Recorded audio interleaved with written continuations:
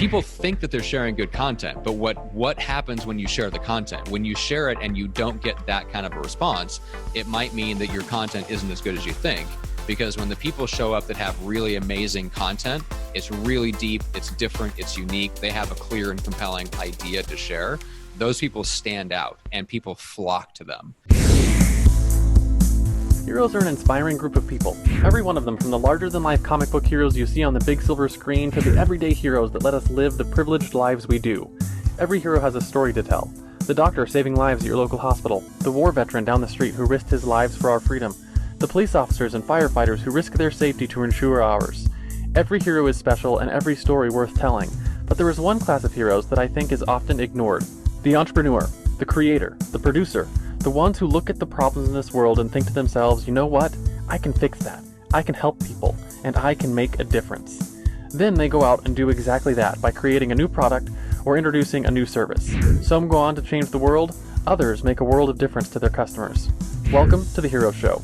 Join us as we pull back the masks of the world's finest heropreneurs and learn the secrets to their powers, their success, and their influence, so you can use those secrets to attract more sales, make more money, and experience more freedom in your business. I'm your host, Richard Matthews, and we are on in 3, 2, 1. Hello and welcome back to The Hero Show. My name is Richard Matthews, and I am live on the line today with one of our returning guests from the past. This is Matt Johnson, the founder of MicroFamous. Matt Johnson, are you there? I am. What's up, Richard? Awesome. So glad to have you here. And for those of you who have been following along with our journey, we are still stuck in paradise in Florida during the COVID lockdowns. I know Matt is stuck in Southern California out there enjoying your shelter-in-place orders.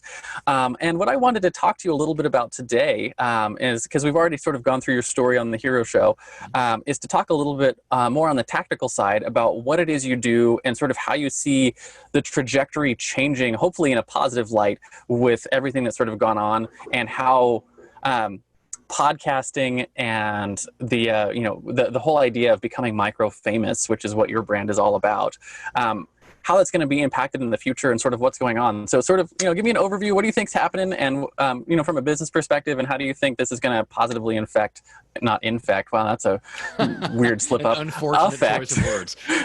Unfortunate choice of words. We're going to affect businesses positively, going forward. Well, to me, before we get into like the podcasting side of it, there's a big trend towards freelancing and working from home that I think was massively accelerated by this whole thing. I was talking to my head writer who's based in Johannesburg, South Africa, and they are probably a couple of decades, it seems like, behind the States in terms of their approach to working remotely or freelancing, right? She's been freelancing. She's been with me for 4 years or so. Her family still thinks she's insane and is just now, through this crisis, coming around to realize, oh, wait a minute, your career was actually more stable than all of us that showed to work up for BP and, Coke and showed up to offices in South Africa. So I see this happening on like a global scale. I think we're going to have millions of people that have now awakened to the idea that a work from home, remote freelancing type of lifestyle can actually be way more secure than showing up and working at an office for a typical company. And to me, that's a very good thing, right? Because that's going to, like, if you're in the space, like you and I, Richard, are both in the same space where we work with people who teach other entrepreneurs typically how to grow their business, whether that's a real estate entrepreneur, whether it's, someone in the healthcare space, whether they're an agency owner or whatever.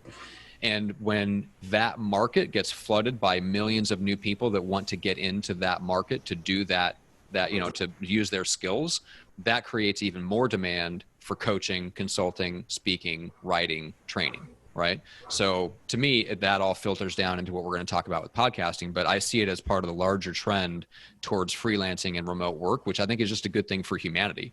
More small businesses, more decentralized, less power in the hands of the few, right? More power in the hands of the individual, all good things.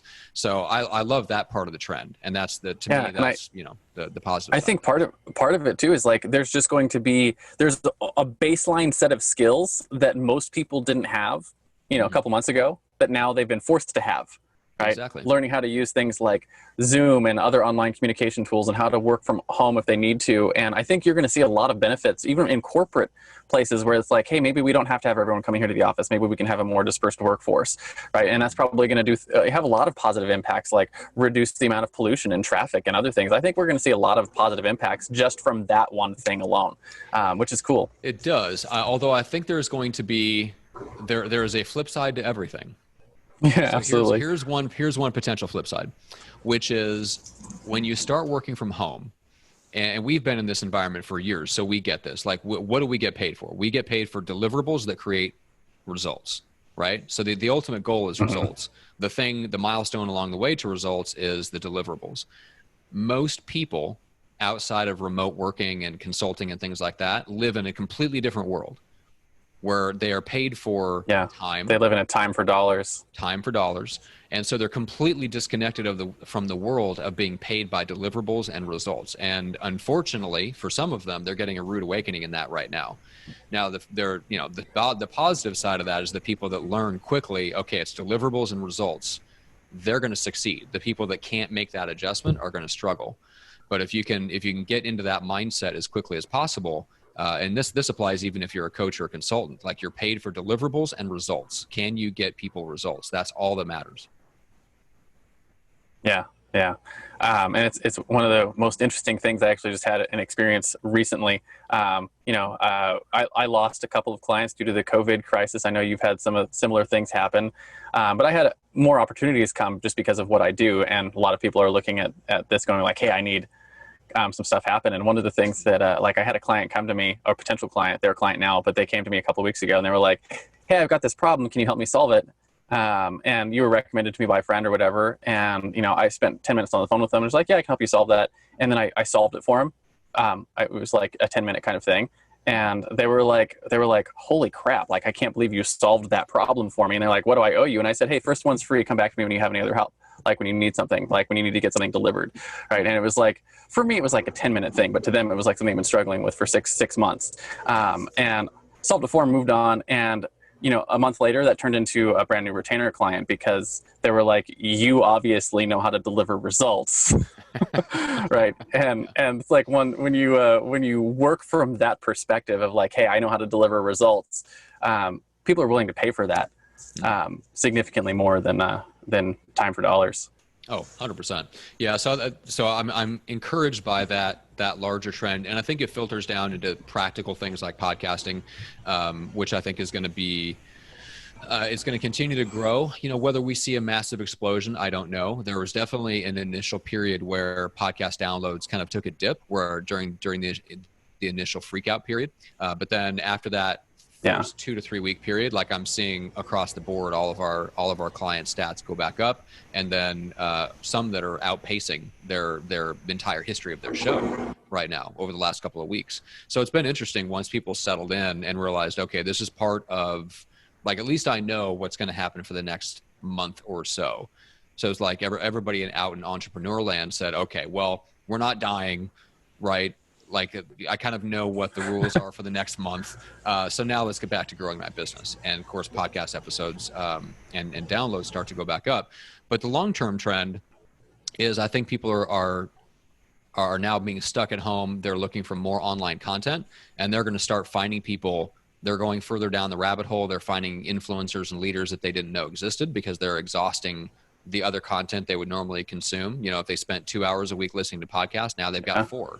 And so they're finding new people, so getting out there and being known for something and being micro-famous counts even more, because people are out there looking for solutions. Like, people still want to grow their business. They still want to move forward, especially the ambitious people that are the most likely to have the money to pay you. They're not taking their foot off the gas at all.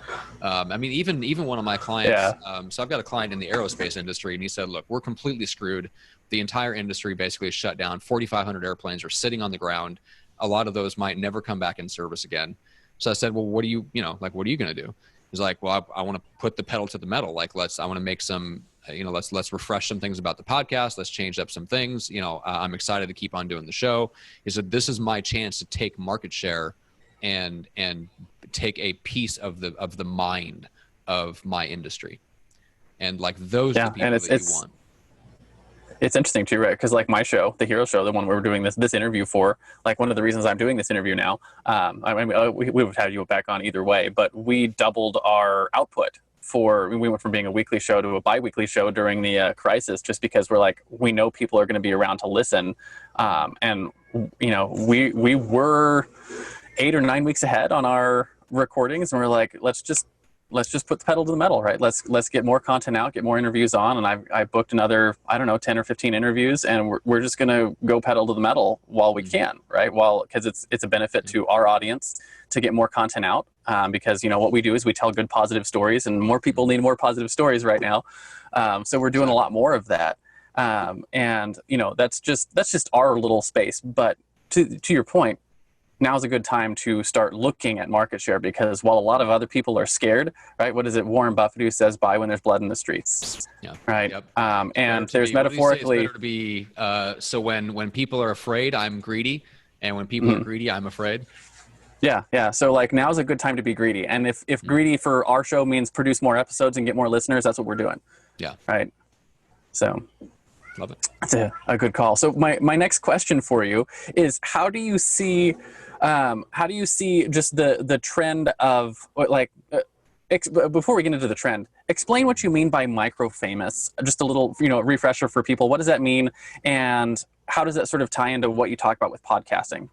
Okay. So micro-famous to me means being famously influential to the right people. And the right people for most of the folks in my world that are in the coaching, consulting, kind of thought leadership world, the right people are their ideal clients and the people who could and should be ideal clients if they're exposed to the right content over time. Right. So that's different for everyone. It could be an industry niche. It could be a really small slice of a valuable market. You could be selling to, high-level executives at aerospace and aviation companies. Like it's different for everybody, but the level of influence that I think you want is the same, right? We don't all need to be Tony Robbins or Gary Vaynerchuk famous. We don't all. I think we talked about that on our last episode. Yeah, like I don't want to sign autographs at the grocery store, but I do want to sign autographs when I go to an industry event that's full of the right people for me.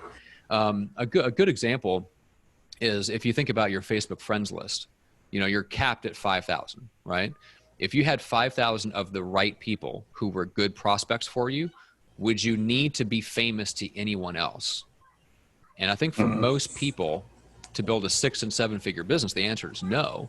I'll give you a quick example. I've had 2 clients over the years, and the agency that I came out of, which is a multi-million-dollar a year agency, all operates in a space where the total maximum number of potential clients for their programs is 10,000 people.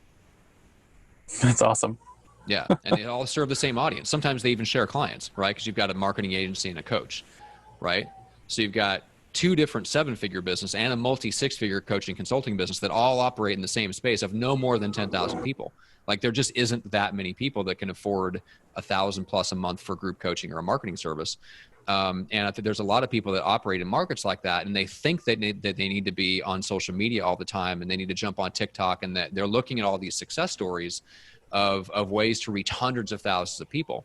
And to me, it's just the wrong way to go about it. The idea that you build up this following of hundreds of thousands of people, and that automatically within that is a smaller group of people who will automatically buy something more expensive from you, I think that's proven to be false.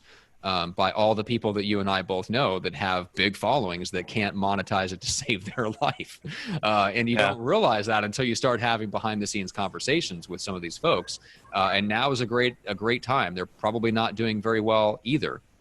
Whereas both of our businesses, because we're focused on the small, valuable slice of our niche, both of our businesses are growing because like our right people are ambitious in this time. They're not afraid. Yeah.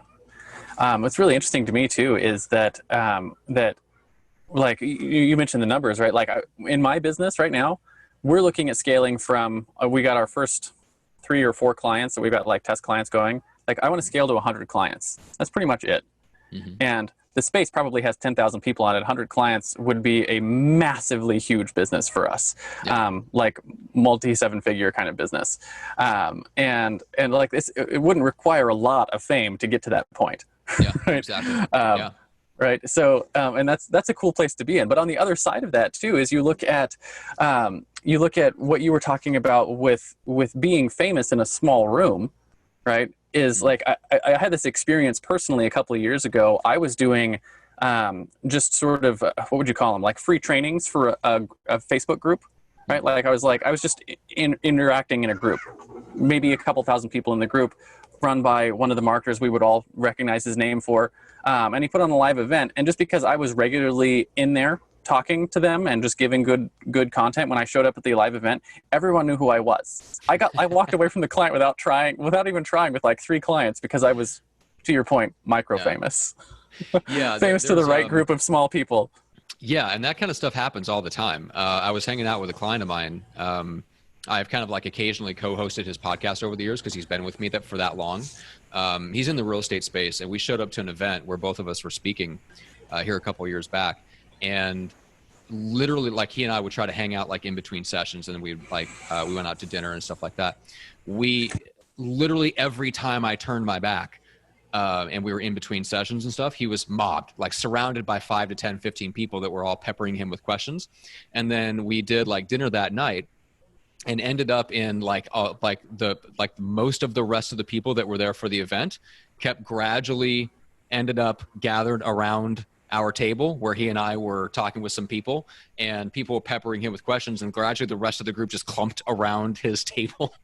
And it's such a great example because people think that they're sharing good content, but what happens when you share the content? When you share it and you don't get that kind of a response, it might mean that your content isn't as good as you think. Because when the people show up that have really amazing content, it's really deep, it's different, it's unique, they have a clear and compelling idea to share, those people stand out and people flock to them. So the goal for me would be, I want to be one of those people that has such great content that people flock because it's different, it stands out.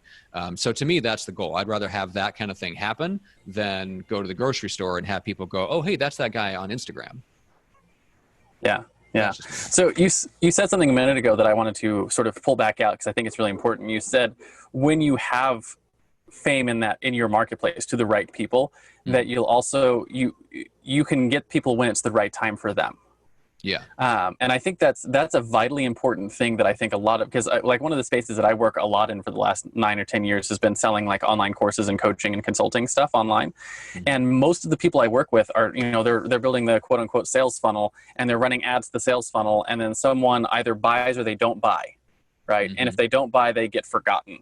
Right. Maybe they've got a week's worth of follow-up. Maybe they have, they're fancy and they have whole 2 months worth of follow-up. And, if they're really good, they got like 6 months worth of follow-up. But either way, at some point, their follow-up ends. And, that's assuming they captured data to actually follow up. Very few people actually do. And the reality is something like 70% of the reason why someone doesn't buy is because now is not the right time. Right? It's not because they didn't have the problem. It's not because they're not interested in the solution. It's because it's not the right time. Maybe the pain's not great enough for them. Maybe, they got distracted by a cat video on the side, or maybe like me, their toddler came in and pulled on their leg and pulled them somewhere else. They got distracted and they just didn't get back to it, right? It's a timing thing most of the time, right? And so if you can be the person who is showing up again and again and again and again and in their space, with the good content and the clear and compelling reason and the message, eventually the time is going to be right for them, and you're going to be the one they go to. Exactly. I think that's a really important point. Yeah, I couldn't have said it better myself. So I'll just add that when you are the one that's known for solving a particular problem, then that's what changes that to where it's just a timing issue, right? Yeah. If you're just one of many, then it's timing and are you the right person, and is your service right for me? But if you're the one that's known for solving that particular problem, then it's done. Those questions pretty much become answered already. They've already agreed, well, when I'm ready to solve this problem, Richard's my guy.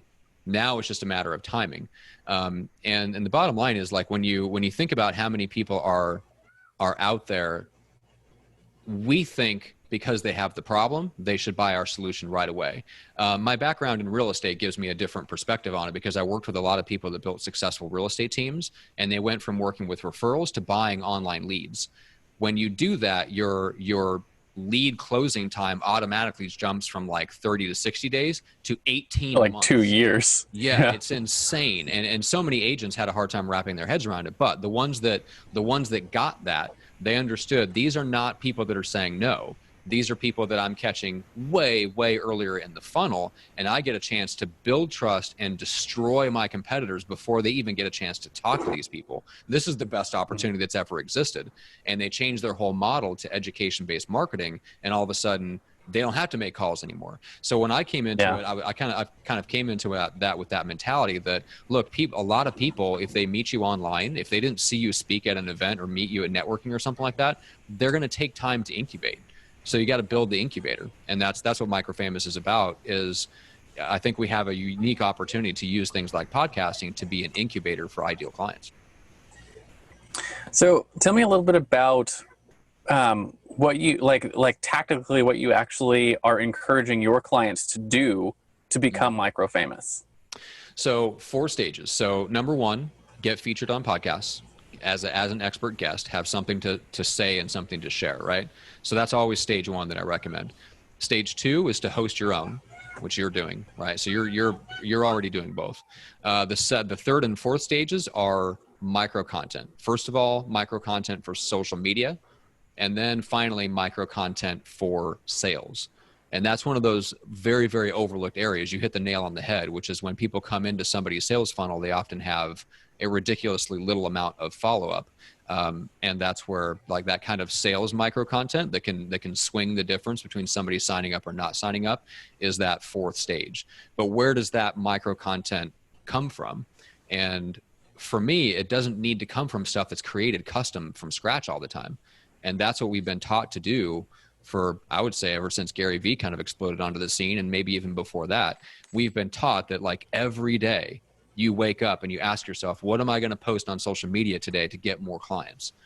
And to me, that's not the right question to ask. The question to ask when you wake up in the morning is, what podcast interview do I have coming out this week, and how can I leverage that and slice and dice that to get more clients? That's a much better question to ask. And then once you ask that and you solve that problem, then you get up in the morning with no questions because you already know what you're doing that week. And that's a much better place to be in. Yeah, because then you know what's coming out, and you have the micro content lined up.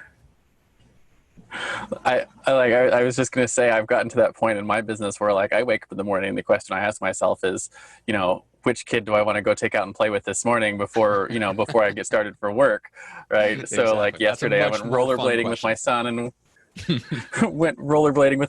we stopped and went swimming in the lake before we got home, right? Yeah. And spent a couple hours working because we've already got all that stuff lined up. But yeah, that's when you ask yourself better questions, you get better answers.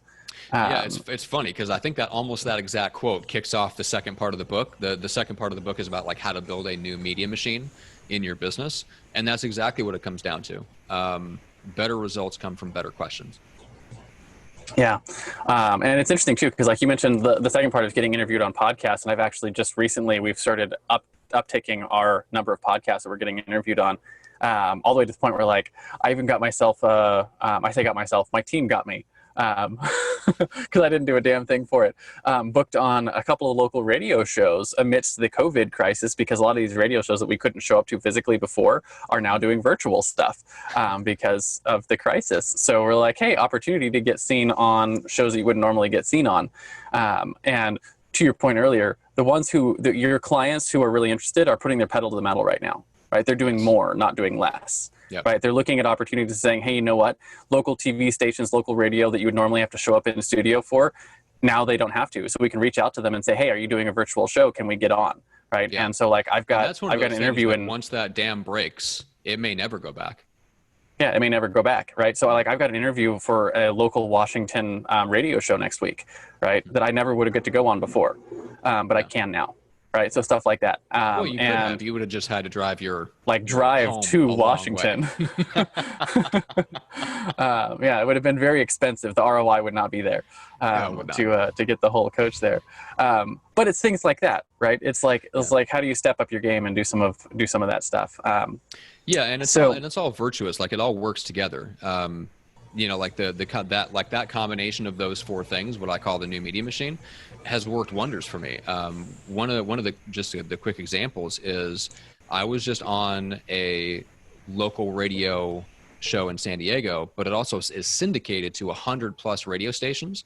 So their weekly Mm-hmm. reach, like the weekly number of listeners they have, is like 200,000 people. Well, how did I Wow. book that? Well, because I connected with him through somebody else's podcast that I got pitched on. We had a great conversation. I asked the same question I ask at the end of every podcast, which is, who can I introduce you to? He asked me the same question. I told him. He said, well, let me hook you up with this guy who's in San Diego. Great. Next thing you know, I'm on that show. So like all those things reinforce each other. And then he came on my show, right? So now we have a relationship where we've been on each other's shows. We know each other. We're in the same place. And like that guy 3 months from now might send me a referral to one of his coach friends, because we had two great 45-minute conversations, as opposed to me having to go meet him at a local networking event where we'd shake hands for 5 minutes and then move on. And it's even better than just having a 45-minute conversation, because you guys had a 45-minute conversation that you then shared out to your audience and got him benefit from. Exactly. Right. So like it was a conversation that benefited him from creating a relationship, but also got him exposure. Mm-hmm. Right. So it's such an interesting thing that you can do with that. And I've seen that happen in with my podcast as well. Right. So like my podcast, one of the questions we ask at the end of every of our regular interviews is like, who, our hero challenge. Right. And you see people do that. And we always get recommended up to cool new people and seeing new stuff that's going on there. It's such a cool aspect of the process. But one of the things that we've started doing recently that I think has been, it might be verging on genius, but I'm not sure. It wasn't my idea. It was one of my team members' ideas. So I can't take credit for it. I'll be the judge of that. You'll be the judge of that. So there's a lot of YouTubers who have massive, massive audiences, but their content that they produce is not about business, right? It's about whatever the thing that they do is. Mm-hmm. But they have huge audiences and access to really cool introductions, like all over the place. They're connected well. And so we've actually started reaching out to some of these podcasters. I call them podcasters, right? You have YouTube shows or podcasts or whatever, and they have big audiences. One of them was a video game streamer, right? He does video game streaming, has some umpteen millions of followers. Which is just insane to me, because like it takes other shows years and years and years to get to millions of followers. And like, yeah, we started this show on video games and we got to 2 million followers in 6 months. Right. Yeah, it's the power of being in an exploding market. Yeah. Right. So we started interviewing them about like bringing some of them on to talk about not their regular content, which is video games, but like, what does the business look like behind running that type of a show? And like, who are the people that are involved, and like just sort of interviewing that kind of stuff. And we're starting to get introduced into bigger and bigger YouTube shows. They do the same kind of thing. They were like, hey, I got interviewed about the business behind our show and sharing it out to 2 million people. When you have an audience that big, your people are in there somewhere. Right. That is true. Right. So like just as an example, like my son and I watch a couple of YouTube channels on video games because that's the way I connect with him. Right. It's something that I do with my son. And like he's interested in it. I don't particularly care, but I know their names because I'm watching them with my kids, and I'm in the entrepreneur space, right? So it's interesting. We're starting to see some cool stuff come out from that space, and but with like video gaming and makeup, and I didn't realize this, but it's like really insane. Like women are really into, I'm going to forget the name of it because my wife does it, like bullet journal planning stuff. And they do like plan with me sessions. And these ladies have millions of viewers, many of whom are, running families or running businesses and things like that, who are using daily planners and drawings and other things and hand lettering and stuff. And we're starting to talk to YouTube channels to talk to their, what does this business look like behind your YouTube channel for our show, as a way to both grow reach and get really interesting guests on. So yeah, it gives you some really cool opportunities for, like, I would call it the new networking. Like this whole world of just being able to just like having a platform where you can reach out to people and either book them on your show, or having a platform to where you can pitch them to get onto their platform, either one, and both. Like I think people should always be doing both. It just opens you up to so many really cool opportunities. Through one of my clients, I got the chance to meet Rick Mulready, who has a big podcast in our space. So we're exchanging podcast appearances over the next month, and who knows where that might lead. But I'm getting exposed to a whole new audience, mostly because I was introduced virtually, and then I was on one of his friends' podcasts. I exchanged podcast appearances with a friend of his, and all that stuff just kind of like it catapults, it snowballs. Yeah. And that's going to lead to even more introductions to other people that like really interesting guests. And the thing about like having big, interesting guests onto your show is it builds, even if you share it with your audience that doesn't know who they are or doesn't pay attention to them necessarily, it still builds your credibility. Right. Yeah. So yeah, that's what's interesting. And then and then sharing, like if you get featured on somebody else's platform, it gives you an interesting place to like share with your audience that, hey, like there's a sense of momentum behind you as a thought leader. Like you're growing, you're expanding, right? People outside of your industry are starting to take notice of you. Even if you just share that with your core audience of a few thousand people, that it changes their perception of you. They get a sense of there's momentum behind your growth, and people want to be part of something that has momentum. That was something that Chris Lockhead talked about in his book, Play Bigger. Like you want to create the feeling there's a sense of momentum behind you. That's one of the interesting things about the whole talking to some of the big YouTube channels that are in different spaces. Is you mentioned a second ago talking about creating micro content for social media. And a lot of our micro content is coming from the interviews that that I'm doing in other places.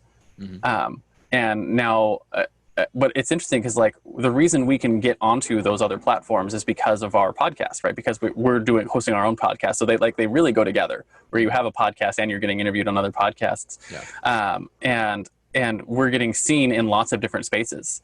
Right.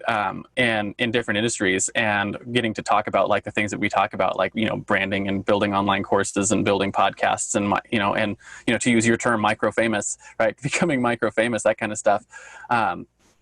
It's really fascinating to see that happen.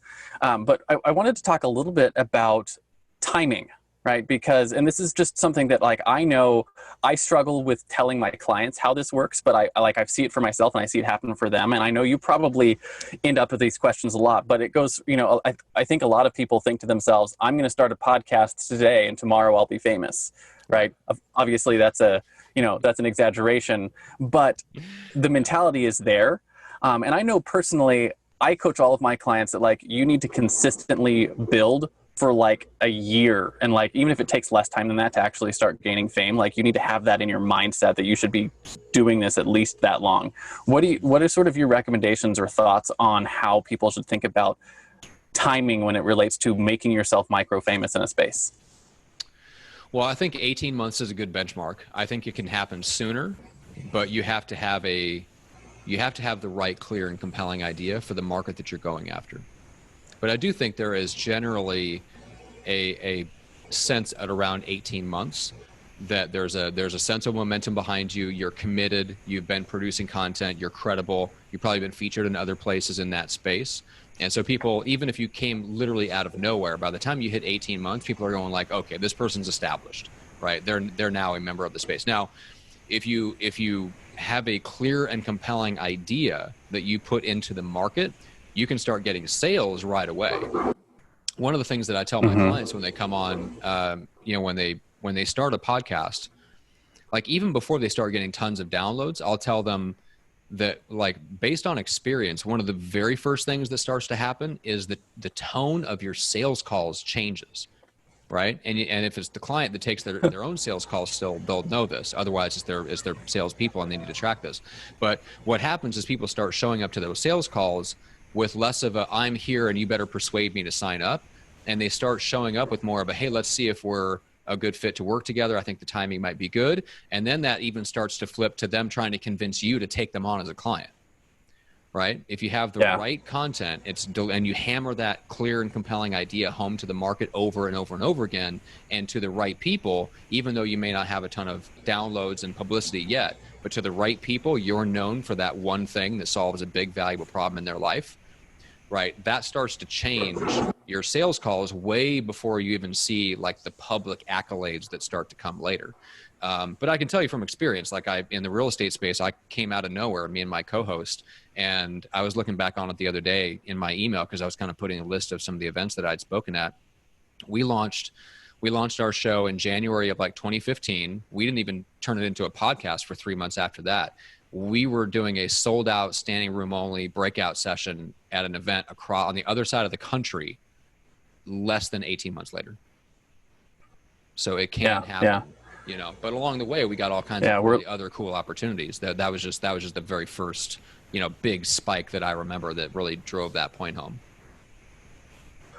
One of the things that's really interesting is I've seen the same thing happen in all of the business ventures that I'm involved in as a result of doing our podcast, is that we're like, everything is growing because people recognize me more. And even like to the point of like when we reached out to the local the local radio station a couple of weeks ago about getting on their show, they were like, "Oh my gosh, you're like, we looked into you and your show on the Hero Show is super cool. We would be so excited to have you on our show," kind of thing. And you're like, that is not the response I was expecting. And a year and a half ago, we wouldn't have got that response. Right. Yeah, that's the power of just putting content out there that just makes you look credible. It's not necessarily, right. So I think we're just past the days where it's essential to have a huge audience. It's more important to have the right message. We don't have a huge audience at this point. It's like I don't want to put numbers on it at this point because I don't exactly know where we're at right now. I'd have to go look at the stats, but it's not huge. But we've consistently been putting out content every single week, and occasionally, like, we had a stretch last year where we did twice a week for a couple of months, and we're doing it again now for the crisis. We've got like 100 episodes in a year and a half, a little less than a year and a half.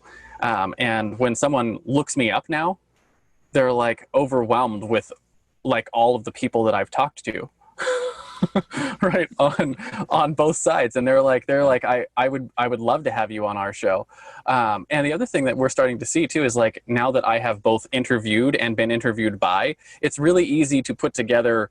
I don't know what the official industry term for it is. I'm going to call them a sizzle reel, right? A sizzle reel of like your skills as an interviewer or your skills as an interviewee, and to show someone, be like, hey, this is actually what it's like to have me on your show or to have me interview you.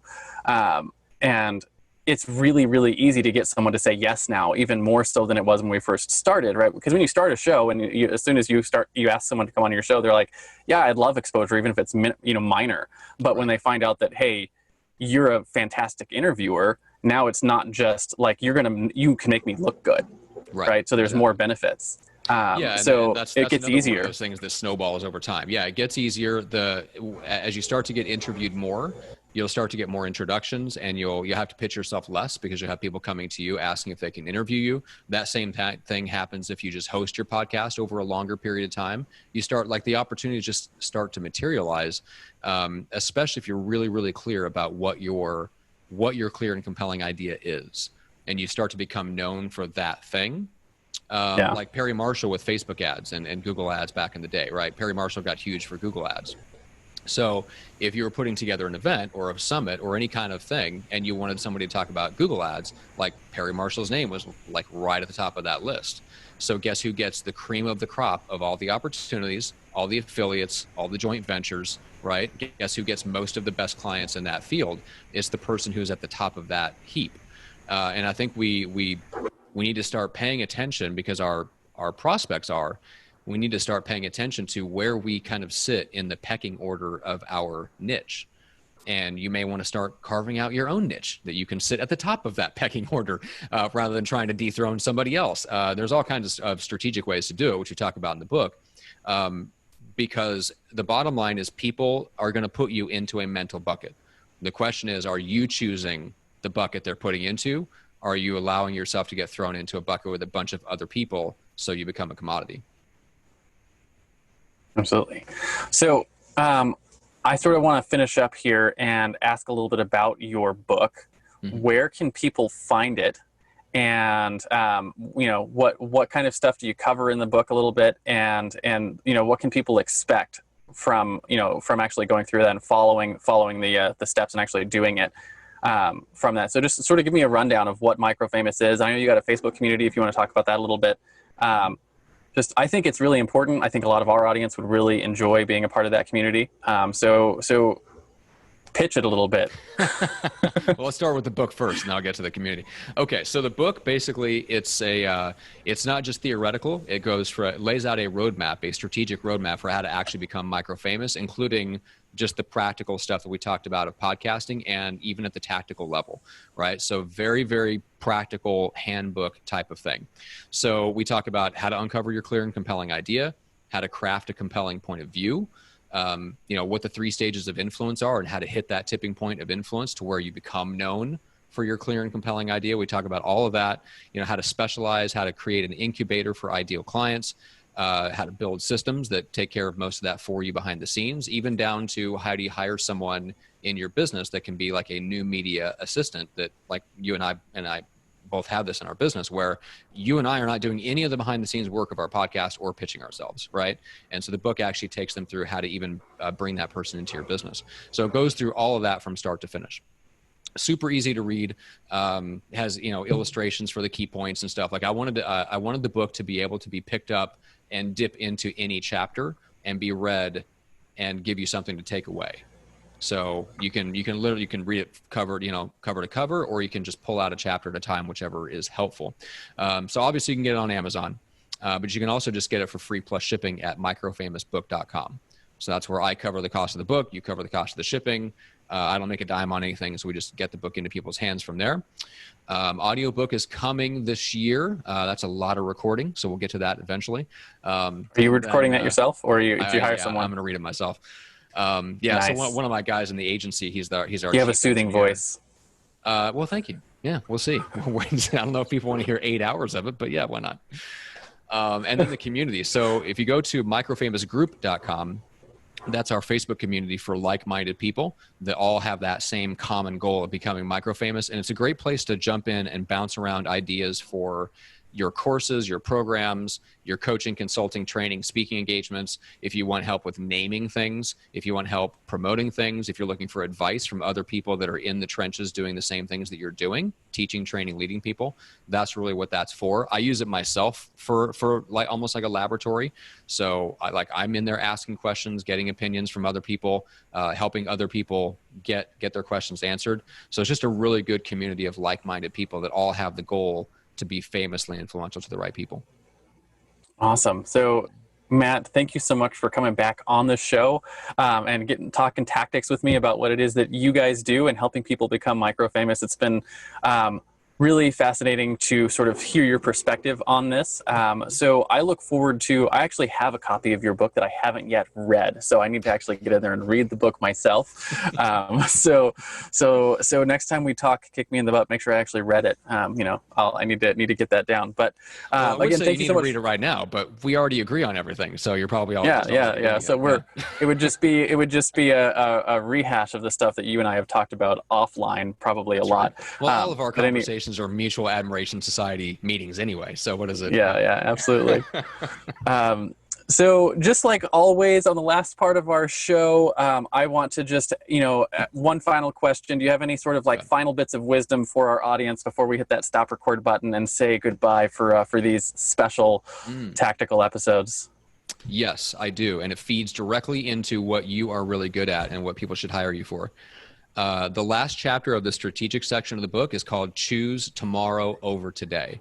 Because if there's anything I've realized about the most successful clients I've worked with and all the guys that I really respect and the men and women who've built really rock solid, dependable 6- and 7-figure businesses, they're all really good at building something for tomorrow rather than always operating in what's easy to do today.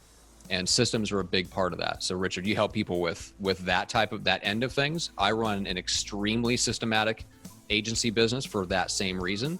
All the people that I know that run 6- and 7-figure businesses that don't overwhelm their lives and they have great family lives and they go home for dinner every night, they all run very systematic businesses because every day they choose to do something that works for tomorrow and not just for today. Awesome. That is a wonderful piece of advice. And I could say I completely agree, but you mentioned that before you started. So awesome. Thank you so much for coming on, Matt. I appreciate it.